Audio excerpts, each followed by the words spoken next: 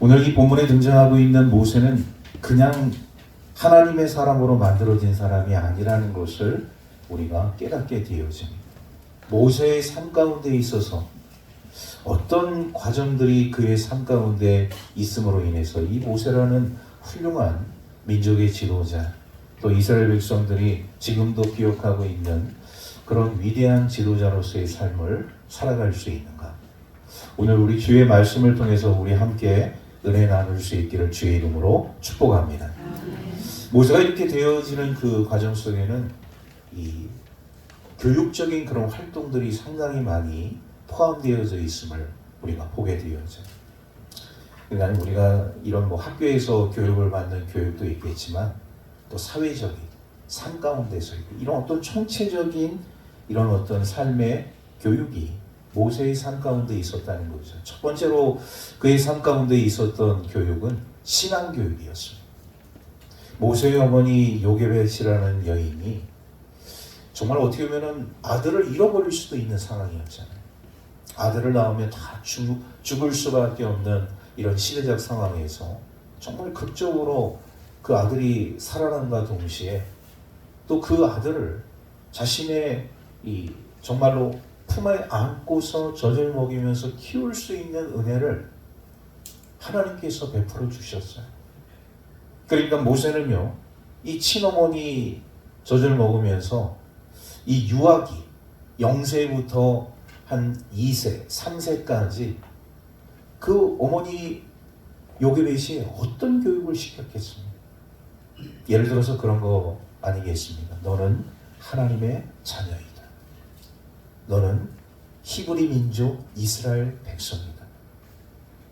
너의 정체성은 애굽 사람이 아니라 이스라엘 사람, 참 이스라엘 사람이다. 이런 신앙교육을 어머니가 시키지 않았겠습니까? 물론 그 어린 아기가 젖을 먹으면서 무슨 생각을 하고 또 무슨 마음의 이런 결단을 할 수는 없겠지만, 여러분 우리가 이런 유아교육이라는 것을 오늘날 우리가 보게 되어질 때 이 어린 아기들조차도 어머니가 하는 이런 말들을 뱃속에서부터 듣는다. 뱃속에서부터 태어나기 전부터. 그런데 그렇게 한 2년, 3년 동안 이 모세의 어머니 요게벳이 그 어린 아들을 놓고서 신앙교육을 왜 시키지 않았겠습니까? 아마 이 시기가 이 모세의 그 삶 가운데 있어서 저는 개인적으로 그렇게 생각해요. 참 중요한 시기였다. 아기였을 때. 판단력, 분별력, 우리가 이런 것을 따지는 것이 아니라 그 어린 생명에게 들려지는 하나님의 말씀, 어머니의 이야기, 이스라엘 백성들의 삶, 이런 것들을 우리가 생각하게 되어질 때 이것이 모세의 인생에 있어서 얼마나 큰 역할을 하게 되어지는 것인가를 우리가 깨닫게 되어져요. 두 번째로 이 모세의 삶 가운데 있었던 교육은 애굽의 엘리트 교육이었습니다. 바로의 공주의 아들로서의 삶을 살아가게 되어지잖아요. 입양된 아들로서 히브리 사람이지만 이제는 버젓이 명분이 쓰는 것이죠. 바로의 공주의 아들로서 누구도 이 모세의 신분을 위협할 수는 없습니다. 그러니까 이 모세는요, 애굽에서 있어서의 그 최고의 학문들,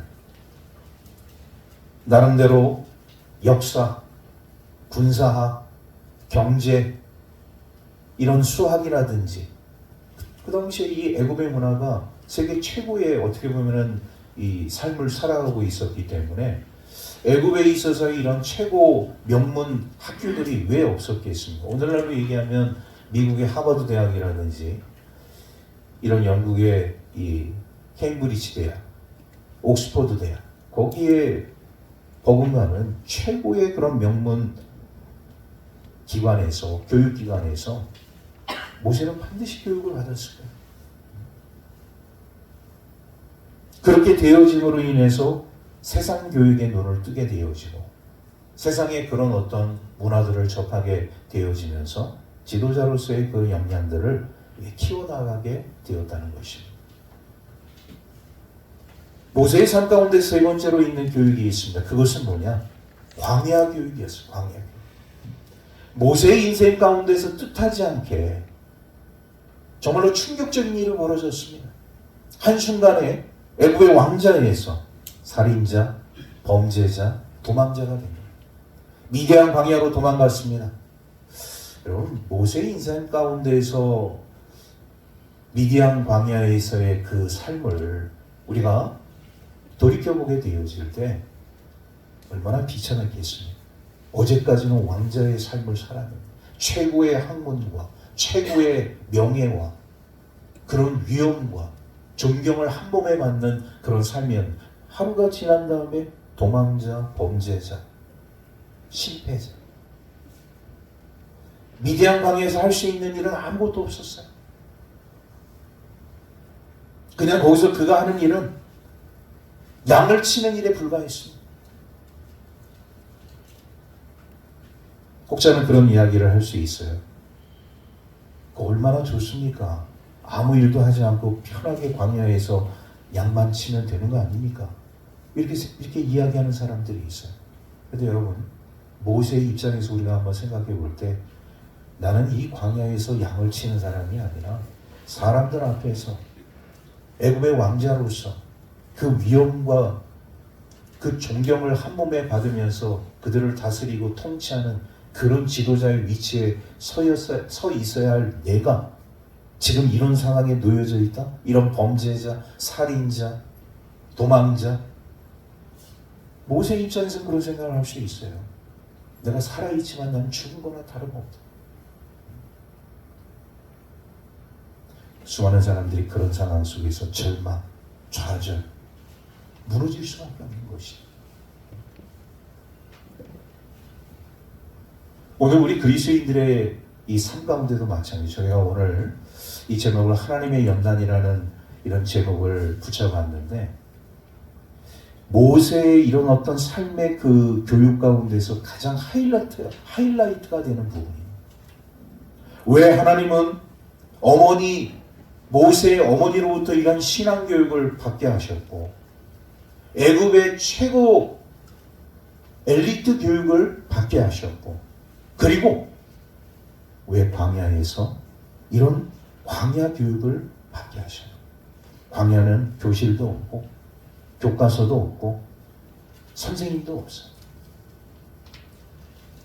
정말로 이 40년의 시간, 미디안 광야에서 40년이라는 이 시간이 사람들이 생각할 때 그냥 허무한 시절 지나가는 시간이 될 수도 있습니다. 안타까운 시간으로 흘러갈 수도 있는 거예요. 그런데 우리 믿음의 사람들, 하나님의 사람들의 삶 가운데 이 광야 시간이 오늘 우리 그리스도인들에게 있어서 얼마나 성숙과 우리에게 있어서 성장의 계기가 되어지는 시간인 것인가를 우리가 깨닫게 되어집니다. 하나님의 일을 하는 사람들은 반드시 광야 학교를 거쳐야 돼요. 할렐루야. 왜 광야 학교를 거쳐야 되느냐? 이런 인내와 연단을 거치지 않고서는 주님의 일을 할 수가 없어요. 광야 학교를 거친 사람들의 그 삶의 모습 속에 어떤 모습들이 나타나게 되어진 삶의 길이 보이는 삶의 길. 내가 어떻게 삶을 살아야 할 것인가를 하나님께서 깨닫게 해주시오. 사람 보는 눈이 생깁니다. 저 사람이 가지고 있는 겉표면의 모습과 내면의 모습을 이런 인내와 고난과 역경의 삶을 살아간 사람들은 한번 경험하고 몇 번 지내다 보면은 느낌이 오는 거예요. 그냥 우리가 겉으로만 친구이고 함께 동료이고 같이 사는 이웃이고 이런 삶을 생각하는 것이 아니라 이런 광야 학교를 거친 사람만이 가지고 있는 이런 영적 분별력이 생기게 되어집니다. 사람 보는 눈이 생기게 돼요. 이런 광야 학교를 지나고 나서 오늘 우리 인생길에 방법론이 생기게 되어집니다. 인생을 내가 어떻게 삶을 살아야겠구나. 내가 지금까지 삶을 살아온 이 모든 것들이 어떻게 보면 참 잘못된 일들이 너무나도 많이 있었구나. 광야 학교를 거친 사람과 거치지 않은 사람들의 이 차이는 하늘과 땅 차이. 우리 옆 사람에게 그렇게 이야기하겠습니다. 광야 학교를 거치셨습니까?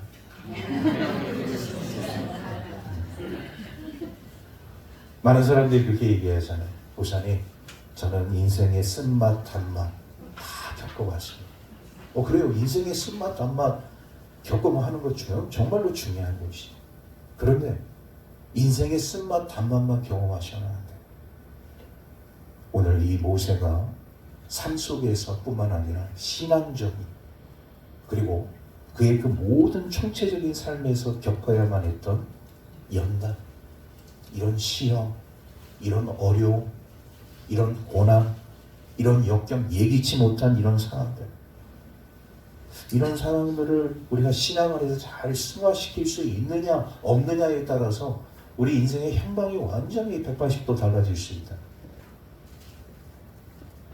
그러므로 여러분들이 다 이런 인생의 광야학교에서 승리할 수 있는 또 그런 과정을 거치신 분들이 있다고 한다면 앞으로의 또 인생을 살아가게 되어질 때 우리 하나님께 내가 어떠한 삶으로 살아야 할 것인가를 잘 생각하면서 우리 하나님께 영광 돌릴 수 있는 주의 자녀들 되기를 주의 이름으로 축복합니다. 모세는요, 이런 그런 교육 과정들을 자신이 겪게 되어지면서 오늘 이제 본문 말씀을 보게 되어지면 이 모세가 맞닥뜨린 그 현실 속에서 우리는 이 모세라는 사람이 어떤 인생을 지금 살아가고 있는 것인가를 보게 되어져요. 모세가 지금 맞닥뜨린 현실.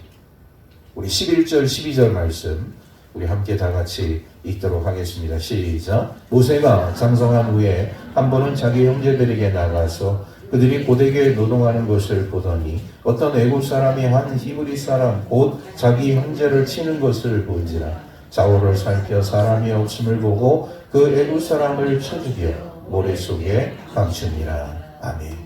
여러분, 모세는요, 이 형제 동포애가 굉장히 강한 사람이었어요. 저는 이런 것들을 유추해 보게 될 때 왜 이 모세가 여러분 성장하면서 사실 이 애굽의 왕자로서 친어머니와 그리고 이 이스라엘 사람들과 교류를 자연스럽게 할 수 있었을까? 자연스럽게 할 수가 없습니다. 애굽의 왕자는 철저히 격리되어 있고 이 노예들과 이 종들과는 완전히 분리된 삶을 살게 되어집니다. 그러면 오늘 이 성경에서 말씀하고 있는 이 형제 어디서 생긴 것이냐? 제가 처음에 아까 모세의 교육 과정들을 이야기할 때 신앙교육, 그 신앙교육에서 비롯된 모세의 마음인 것입니다. 그러니까 아기들이요, 아무것도 못 듣는다고 우리는 생각할 수 있지만 아기들은 다 듣는 거예요. 말을 제대로 하지 못해서 그렇지, 표현을 제대로 하지 못해서 그렇지, 아기들은 다 부모님이 하시는 말씀들을, 주변에서 하는 얘기들을 다 듣고 그것을 머릿속에 입력하고 어느 시기가 되어지면 그것이 출력이 돼서 나오게 되어집니다. 모세도 바로 그런 과정들을 겪게 되었다는 것이죠. 어머니의 철저한 신앙교육을 통하여서 그의 마음속에 이 불쌍한 내 동포, 내 형제들, 내가 겉으로 이들을 표현할 수는 없지만, 이들을 위로할 수는 없지만 내가 언젠가는 이들을 위해서 더 아름답고 복된 삶을 만들어주라, 이런 생각들을 하지 않았겠습니까? 그리고 오늘도 이 11절 12절 말씀을 보게 되어지면 여러 사람 같으면 그냥 이 애굽의 감독관이 히브리 노예 종용하는 거, 채찍질하면서 그 노동시키는 거 그냥 가만히 무심코 바라볼 수도 있는 거예요. 왜 거기에 격분합니까? 왜 거기에 분노를 느낍니까?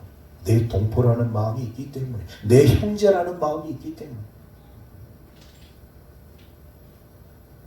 그러니까 이 모세라는 사람은 굉장히 좀 이상적인 생각을 가지고 있었던 하나님의 자녀였습니다. 지금 내 동포들은 고생하고 있지만 어려운 상황 속에 놓여지 저들은 하나님의 은혜와 사랑 속에 삶을 살아가고 있을 것이다, 이런 이상적인 생각을 가지고 있었다. 그런데 그것이 한순간에 깨지게 되어지. 나름대로 그들을 생각해서 그 고통받는 자리에서 애굽의 감독관을 쳐 죽이고 자기는 그걸로 인해서 그 사람들로부터 인정받는 삶을 살았으리라고 생각했는지도 몰라요. 그런데 그 이튿날 다시 그 현장에 찾아가서 같은 동족끼리 싸우는 모습을 보게 되어질 때 왜 싸우느냐? 그랬더니 그 같은 동포라고 생각했던, 형제라고 생각했던 그 히브리 사람이, 내 형제가 왜 어제는 애굽의 감독관을 죽이더니 오늘은 나를 죽이려고 하느냐? 여러분, 모세는 얼마나 충격을 받았겠습니까? 나름대로 자기의 신분을 다 감추고서 내 동포, 내 형제 살리겠다고, 그 고통의 현장에서 구원해 주겠다고 이런 살인까지 저지르는 그런 결단을 내리게 되었는데, 돌아온 대답은 전혀 이 모세의 호의에 우리는 너의 그런 호의 필요 없다. 우리는 너를 형제라고 생각하지 않는다는 그런 반응을 보이고 있어.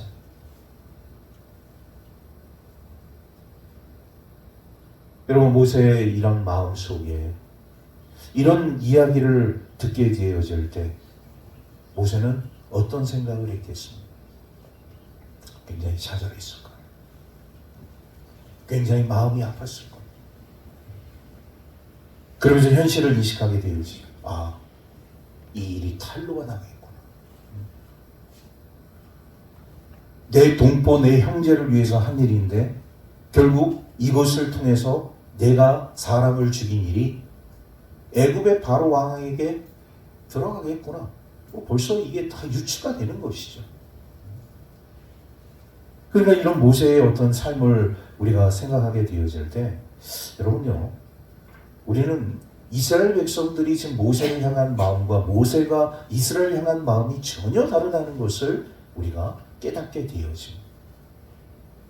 이런 상황 속에서 우리 그리스도인들이 삶을 살아가게 되어질 때, 여러분, 우리가 온전한 신뢰라는 것이, 온전한 믿음이라는 것이 사람과 사람과의 그 관계 속에서 이루어지지 않는다는 것을 우리가 깨닫게 되어져. 나는 저 사람을 믿었는데, 근데 그 상대방은 나를 믿어주지 않는 것이죠. 모세는 정말 순수한 마음으로, 형제들을 사랑하는 마음으로, 이상적인 마음을 가지고 그들의 그 삶의 현장에 다가갔는데, 그들은 어떻게 반응을 보였느냐? 너는 우리의 형제가 아니야. 너는 우리의 동포가 아니야. 이런 거부감을 보여주었다. 오늘 우리 그리스도인들이 이 땅 가운데 삶을 살아가게 되어질 때, 그럼 왜 이스라엘 백성들은 이 모세의 이런 어떤 호의를 거절하게 되었는가? 여러 가지 이유가 있을 수 있겠죠. 근데 가장 중요한 것은 뭐냐? 그들도 죄인이었기 때문이다. 죄인.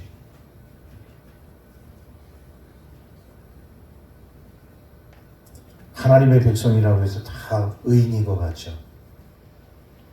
그래요. 우리는 하나님의 법에 의해서는 의인입니다. 근데 현실적으로는 죄인인 것이에요. 모세는 이거를 착각했다는 거예요. 이 사람들도 죄인이야. 모세는 하나님의 백성이면 다 의인인 거로 생각했어요.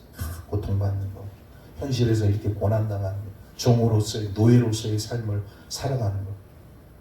이 의인들이 이런 고난을 받고 있으니 내가 좀 뭔가 도와줘야겠다. 이런 생각을 가지고 이런 엄청난 일을 행하게 되어졌는데, 그런데 의인이라고 생각했던 이스라엘 백성들의 반응은 죄인의 모습을 보여줘요. 죄인. 우리는 분명히 기억해야 합니다. 우리는 법적으로 의인이지만 현실적으로는 다 죄인입니다. 이거를 우리가 망각하게 되어지면 계속적으로 우리는 신앙의 실패와 좌절 속에 머무를 수밖에 없습니다. 우리가 하나님의 자녀로서 의인 되었지만 우리가 하나님 나라 가는 그 순간까지 수많은 그 인생의 여정 가운데서 하나님 앞에 죄를 범하잖아요. 그러니까 우리는 날마다 나 자신을 쳐서 회개함으로 우리 하나님 앞에 용서를 받고, 바보 같은 일이지만 또 죄를 지면 또 하나님 앞에 가서 용서를 받고 그 고백하고, 하나님 내가 이런 잘못을 저질렀습니다. 용서해 주십시오. 그런 존재 아니에요. 그런 존재.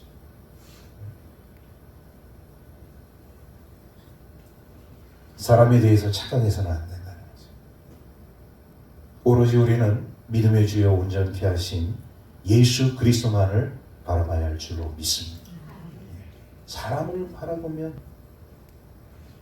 실망하게 되고, 사람을 바라보게 되면 진실이 왜곡되게 되어지고, 사람을 바라보게 되어지면 우리의 정확한 판단력과 분별력이 사라지게 되어져요. 오늘 모세가 그런 지금 실패를 경험하고 있는, 참 안타까운 일이 아닐 수 없지만 이게 바로 오늘 우리의 현실이라는 것이죠. 자, 그런데 모세가 이제 이 현실의 그 상황들을 직시하는 그 순간 속에 그가 깨달은 것이 무엇입니까? 아, 나는 이제 애굽의 왕자가 아니구나. 나는 살인자고 범죄자고, 그러므로 인해서 나는 도망을 가야 하겠구나. 결국 그래서 바로의 낯을 피해서 모세는 미디안 광야로 도망을 하게 되어집니다. 15절 말씀 우리 함께 다 같이 읽겠습니다. 시작. 바로가 이 일을 듣고 모세를 죽이고자 하여 찾는지라. 모세가 바로의 낯을 피하여 미디안 땅에 머물며 바로는 우물 곁에 앉았더라. 여러분, 지금 모세는 바로의 낯을 피해서 미디안 땅으로 도망갔습니다. 그의 신분은 지금 살인자입니다. 그의 신분은 범죄자입니다. 그의 신분은 도망자예요. 이 우물 곁에 앉아서 모세는 무슨 생각을 했을까요? 곰곰이 생각해 봤습니다. 참 인생이 너무나도 힘들구나. 내가 이런 삶의 자리에 앉아 있어야 하다. 어제까지는 애굽의 왕자였는데 오늘 눈을 뜨고서 현실을 직시하니 범죄자, 도망자, 살인자의 신분으로서 내가 이 우물 곁에 앉아 있다는 이 모세의 생각을 한번 해보게 되어지는 거예요.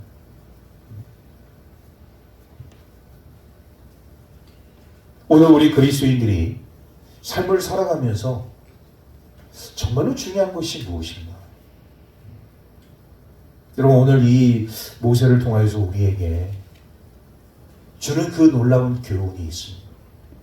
모세는 딱 이 우물 곁에 앉아서 자신의 그 신분들을 딱 놓고 생각하게 되어질 때 한마디로 얘기를 하면 완전히 가루가 된 거예요.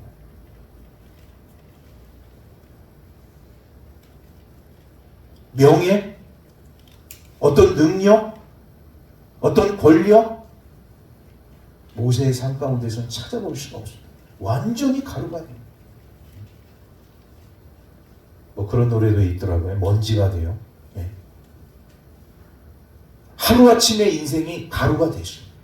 그냥 초토화가 되어지고 깡그리 다 무너진 거예요. 모세의 인생에 있어서 너무나도 화려한 경력들이 40년 동안 기라성처럼 그의 삶을 보여왔는데 40년이 지난 바로 오늘 이 아침에 모세의 인생을 자신이 돌아보니 한낱 자신의 삶이 가루가 되었다. 가루. 아무것도 아닌. 근데 참 놀랍죠. 우리 하나님은요, 우리 하나님의 사람들이 가루가 되기를 원하십니다. 내가 뭔가를 이뤘다고 생각하고, 내가 뭔가를 완벽하게 했다고 생각하고, 내가 어떤 능력과 기술과 경험과 이런 모든 것들을 내가 겸비했을 때는 우리 하나님이 역사하지 않아요.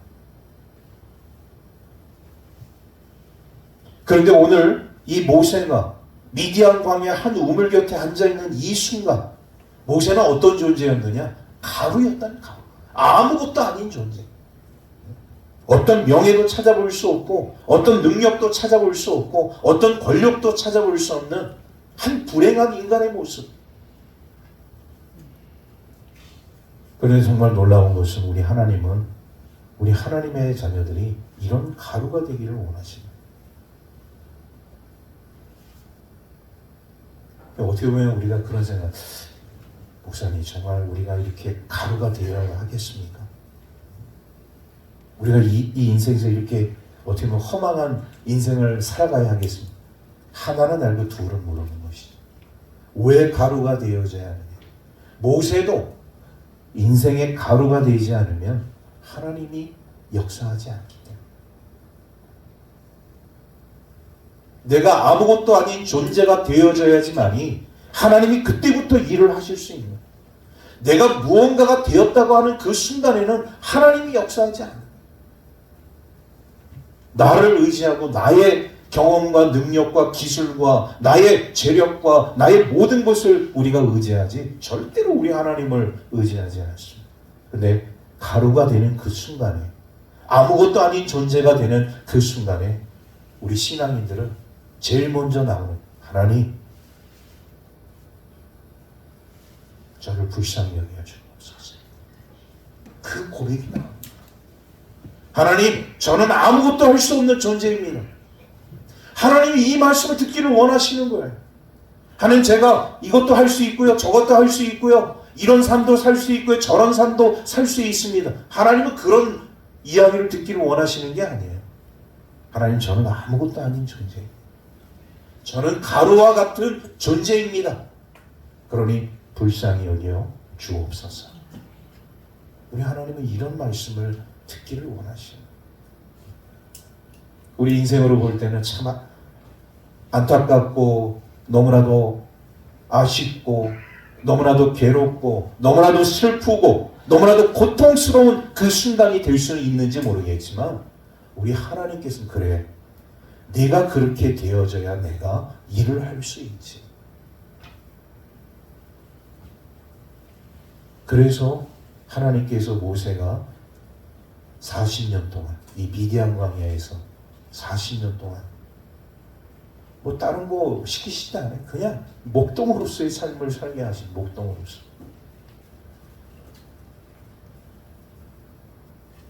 애굽의 왕자가 40년 동안 애굽의 왕자로서의 삶을 살아왔어요. 호의호식하면서 삶을 살아왔어요. 군대를 거느리면서 모든 학문과 지식을 습득하면서 최고의 명예와 교육을 받으면서 삶을 살아왔던 모세가 하루아침에 오늘날 얘기하면 거지가 되는, 거지가. 이런 거지도 없어요. 근데 그것도 1, 2년이 아니라 40년 동안. 하나님께서 모세를 40년 동안 거지로 만들어요. 여러분, 어느 인생이 40년 이 거지 같은 생활을 정말 버틸 수 있을까요? 그 40년의 기간 동안에 모세는 철저하게 우리 하나님 앞에 고꾸라져서 회개하면서 자신의 삶을 돌아봅니다. 제가 서두에도 그런 말씀 드렸어요. 하나님의 일을 하는 사람은 그냥 하나님께서 하나님의 일을 시키지 않아요. 어떤 학교를 지나야 한다고요? 광야의 학교, 광야. 이 고난의 학교를 지나요. 여러분들이 뭔가를 이루시고 싶습니까? 뭔가를 완성하고 싶으신가요? 고난의 학교를 지나요. 그 고난이 1년, 2년, 우리 하나님 보시는 그 고난이 1년, 2년은 중요하지 않습니다. 모세가 124년을 살고 어느 날 한순간에 사라졌는데, 모세의 인생에 있어서 3분의 1이 거지 같은 생활입니다. 우리 인생을 100년이라고 생각했을 때, 여러분 한 35년, 30년 이렇게 우리가 산다고 생각한다고 한다면 35살부터 70세까지 거지로서의 삶을 산 거예요. 어느 사람이 그거를 버텨낼 수 있겠습니까? 어느 사람이 그거를 인내하면서 삶을 살 수 있겠습니까? 다 죽는 것이죠. 다 멸망하는 것이죠. 다 사라지는 것이죠. 그러나 모세는 견뎠습니다. 목동생은 비참하지만 남들이 손가락질하고 남들이 우습다고 보는 그 상황 속에 모세는 견뎠습니다. 인내했습니다. 그게 바로 연단인 것이죠. 여러분, 하나님의 연단은 우리가 생각하는 상상을 초월하는 것이죠. 전혀 예상하지 못한 상황 속에 우리 하나님의 연단이 찾아올 수 있다. 어제까지는 평화로울 수 있어요. 그러나 어느 날 갑자기 나의 삶 가운데 불어닥치는 인생의 태풍이 나를 한순간에 다 거들떠 사라지게 만들 수도 있다는, 그 상황 속에서 정말 우리는 모세처럼 그 시간을 인내하며 견디며 살아갈 수 있는, 오늘 우리 신앙인들의 과제인 것이고,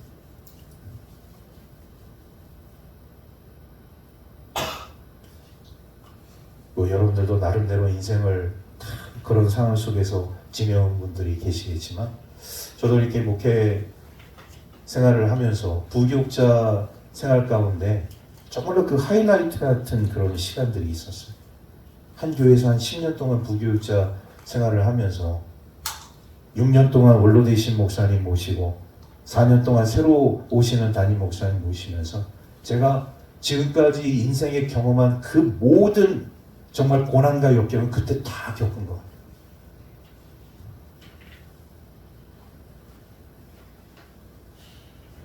그 10년이라는 세월 동안에 부교육자 생활을 하면서 그때는 그냥 힘든 것만 알았어요. 이야, 정말 내가 판단을 잘못했구나.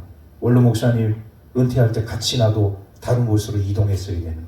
새로 오신 담임 목사님 모시고 또 좀 그 목사님 잘 받들어서 이 목사가 좀 수고 좀 해줘라는 그 원로 목사님의 한마디를 귀 기울여 듣고 충성심 아닌 충성심으로 담임 목사님 4년 동안 모셨 나에게 찾아온 그 결과는 너무나 끝이 너무나. 근데 저는요, 그 시간을 그냥 고통의 시간으로만 보낸 게 아니라는 것을 담임 목회를 나가면서 제가 깨닫게 되었습니다. 그 10년이라는 생활 가운데 중상모략, 여러분 교회 안에 그냥 다 선한 사람들, 의인들만 있는 것 같죠. 중상모략, 목회자를 향한 중상모략, 성도를 향한 중상모략. 얼마나 제가 실망하고 얼마나 제가 낙마하고 얼마나 많이 제가 좌절했는지 몰라요. 그래도 버틸 수 있었던 것은 하나님과의 약속이었던 거예요. 사람 바라보지 말자. 어떠한 상황이 있어도 하나님 바라보고 나가요. 10년 딱 되어지니까 우리 하나님께서 위로를 해주시는 거예요. 전혀 생각하지 못한 방향으로 하나님께서 위로를 해주시는 거예요. 저희의 그런 어떤 이 중상모략을 하려고 했던 사람들 다 솎아내시고, 그리고 그거를 다 수면 위에 뜨게 하시고, 오해를 다 풀게 하시고, 진실 다 드러나게 하시고, 그리고 저를 미국 연수로 위로를 해주셨어요. 그리고 새로운 단원교육지로 이동을 하게 하시다. 저는 그때 깨달았습니다. 아, 하나님의 연단을 쉽게 포기해서는 안 되겠고, 하나님의 연단을 쉽게 중단해서는 안 되겠고, 그 어떤 상황 가운데서도 하나님 붙들면, 하나님과 함께하는 삶을 살아가면 하나님께서 선히 인도해 주시는 것이구나. 그거를 깨달았습니다. 그래서 저는 그런 경험이 있기 때문에 웬만한 일에 있어서는 흔들리지 않습니다. 제가 해안중앙교회에 와서 그런 역사를 들으면서 46년 된 교회에 제가 27대 목사로서 그 이야기를 듣게 됐지. 깜짝 놀란 거예요. 평균 어떤 교육자는 2달도 있지 못하고 보따리 싸고서 보따리도 풀지 못하고 그냥 이동해 버리고, 여러분, 우리 해안중앙교회가 이런 교회였던 것을 아시는 분은 다 아실 거예요. 그러니 교회가 교회로서의 그런 모습이 있었겠습니까? 안에서의 그런 갈등과 분열로 인해서 밖을 향해 해야 할 하나님의 일들을 하지 못하고 그런 상황 속에 놓여져 있던 교회가 우리 교회였다. 저는 깨달았습니다. 왜 하나님께서 저를 이곳에 보내셨는지.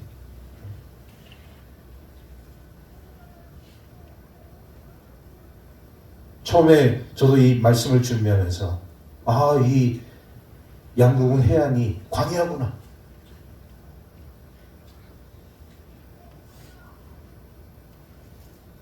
여러분들은 뭐 서울에서 오는 목회자를 얼마나 동경했는지 모르겠지만 서울에서 오는 저는 광야로 온 거예요.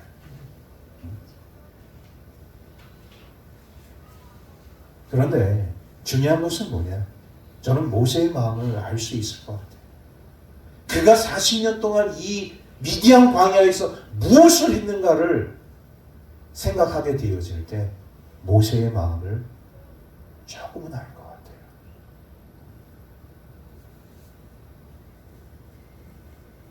그래서 우리 그리스도인들은요, 뭐 저뿐만 아니라 우리가 신앙생활하면서 정말로 중요하게 생각하는 것 중에 하나가 뭐냐면 반드시 우리의 삶 가운데는 광야가 있습니다. 저는 그 광야를 그냥 부교육자 그 10년 그 교육을 받으면서 신앙생활을 하면서 거기서 광야라고 생각해. 그 광야 거기서 끝난 게 아니었더라고요. 하나님은 1차적으로 그런 광야의 시간들을 통하여서 훈련시키는 거예요. 여러분, 교육자들도요, 훈련을 어떻게 받느냐가 중요한 거예요. 그냥 편하게 대형교회에서 그냥 어떤 두루뭉실하게 이렇게 교육을 받다가 담임 교육자로 온 목회자하고 좀 저같이 이렇게 좀 피 터지게 그런 어떤 고난과 역경의 현장에서 뭐 별일, 못 볼 일 별일 다 겪으면서 훈련을 받은 교육자, 담임 교육자로 나가는 것을 하늘과 땅 차이입니다. 여러분들이 저를 어떻게 생각할지는 모르겠지만 저는 여러분들과 함께 신앙생활하면서 되어지는 그 모든 사항들을 1차적으로 듣긴 다 들어요. 1차적으로 다 느끼긴 느껴요. 그러나 바로 판단하지 않습니다. 왜? 사람의 모습은 다를 수 있기 때문에. 처음에는 다 좋게 보이고 다 훌륭하게 보이고 다 능력 있는 사람처럼 보여도 어느 순간에 확 틀어지는 것이 사람의 마음이거든요. 신앙인들 오늘 모세 보십시오. 같은 형제라고 생각했는데 같은 동포라고 생각했는데 전혀 딴 마음을 품고 있잖아요.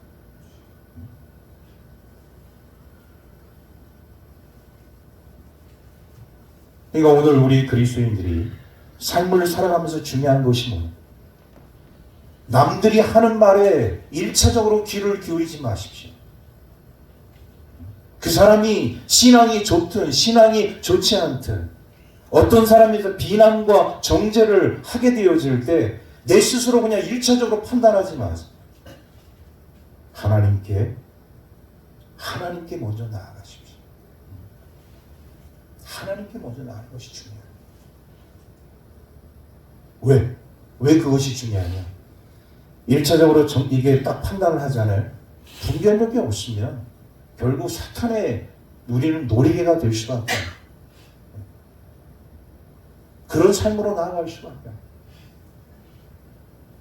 똑같은 일을 반복할 수밖에 없어요. 악의 고리는 끊어야지.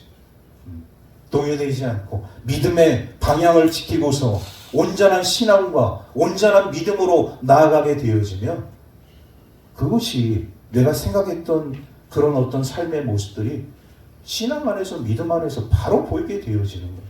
그런데 사람을 바라보고서 우리가 신앙생활하거나 믿음생활을 하잖아요. 그러면 보일 곳이 보이지가 않는 거예요. 하나님과의 관계가 정확하게 정립이 되지 않는 거예요. 나하고 친하다고 해서 나하고 같은 구역에 있다고 해서 그 사람의 말을 100% 믿고 100% 신뢰한다? 사람인데 오늘도 모세도 같은 동포라고 같은 형제라고 생각했는데 들려오는 결과는 전혀 예상 외의 이야기들이 들려올 수 있다. 그래서 저는 해안중앙교회 미인 목사이기도 하지만 우리 하나님의 사람으로서 우리 여러분들과 함께 신앙생활을 하게 되어질 때 저는 겉으로만 판단하지 않습니다. 그 사람의 중심을 보는 것이죠. 중심이 바로 서 있느냐, 중심이 바로 서 있지 않느냐. 우리 해안중앙교회가 앞으로 더 온전한 교회, 더 부흥하는 교회, 그리고 더 신실한 교회가 되기 위해서는 절대로 1차적인 것에만 휘둘리지 말고 내면이 더 충실하고 또 온전한 신앙과 믿음으로서 하나님과의 관계를 우선시한, 사람의 말은 그 다음에 하나님과의 관계를 먼저 소중히 여기고 이런 의심과 회의를 버리고 신뢰하는 마음으로 나아가게 되어질 때 우리 주님의 교회와 우리 성도들이 은혜 가운데 우리 하나님께 영광 돌리는 삶을 살아가게 될 줄로 믿습니다. 그 중심에 연단이 있다는 것을 반드시 기억하고, 호사다마잖아요. 우리 김강석 지사님, 임만식 지사님 이런 일이 오늘 새벽에 일어나리라고는 전혀 여러분 저도 생각을 하지 못했고 누구도 생각하지 못했잖아요. 근데 우리의 현실성에 이런 일들이 얼마든지 있을 수 있는 그분 가정들만 일어난 게 아니에요. 그래서 우리 항상 우리 주님의 은혜 가운데 우리 주님 바라보고 나아가는 저와 여러분들의 삶이 되기를 주의 이름으로 축복합니다.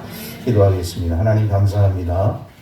은혜 가운데 오늘도 거룩하고 복된 주님의 날을 저희들에게 허락하여 주시고 또 온전한 예배로 우리 하나님께 영광 돌리는 삶을 살 수 있도록 인도하여 주신 은혜 감사를 드립니다.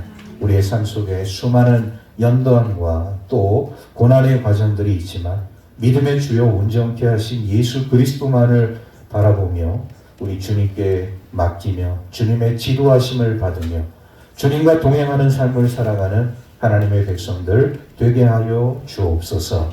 감사드리며 우리 우주 예수 그리스도의 이름으로 기도하옵나이다. 아멘.